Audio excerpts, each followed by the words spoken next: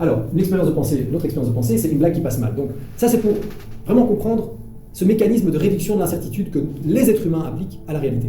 Vous arrivez à une fête, il y a 20 personnes, et vous lancez une blague, comme ça, au moment où tout le monde écoute, tout le monde vous regarde, personne rigole, et tout le monde retourne à sa conversation, ok? Est-ce que vous pensez que ce sera plus dur ou moins dur de faire rire les gens à votre deuxième blague? Plus dur, pourquoi? Parce qu'ils ont catalogué, ils ont dit, bon, celui-là, il est pas drôle. D'accord? Donc c'est deux fois plus vous battre contre le jugement que les gens ont porté sur vous, pour pouvoir être autre chose que ce que eux pensent que vous êtes. Donc en fait, on fait ça les uns pour les autres tout le temps. Hein. Donc on réduit l'incertitude de qui sont les autres êtres humains en les jugeant, et on se dit, bah, celui-là il est comme ça, celui-là il est comme ça, etc. Mais on fait la même chose avec la réalité aussi. C'est-à-dire que quand vous voyez une voiture, vous ne dites pas, une fois je vais tourner la clé, elle va exploser, une autre fois, elle va rouler. Non. Mais donc on fait ça avec la réalité. On s'en rend même plus compte, puisque c'est un paradigme qui nous habite. Il n'y a rien que vous pouvez dire à propos de la réalité extérieure sans automatiquement dire quelque chose à propos de votre intérieur. Okay? Et donc si vous partez du principe que l'univers est mécanique, que tout peut être compris avec l'empirisme, etc., mais en fait, vous faites partie de cette réalité, vous n'êtes pas en dehors. Hein. Donc, ça veut dire que, quelque part, la même chose s'applique à vous.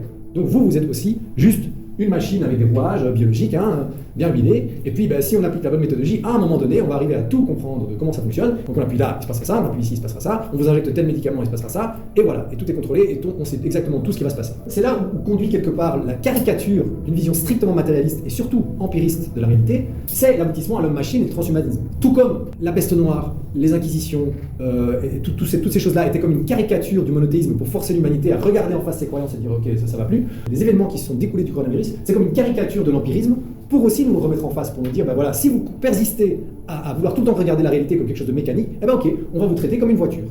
C'est-à-dire qu'on va vous forcer à passer le contrôle technique, et puis si vous n'avez pas passé le contrôle technique, vous ne pouvez pas rouler sur la route. Vous voyez, en fait, c'est comme ça qu'on a été traité. C'est-à-dire qu'on devait avoir notre passe vaccinale, etc.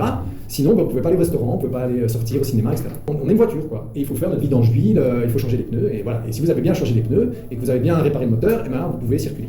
Sinon, vous restez chez vous.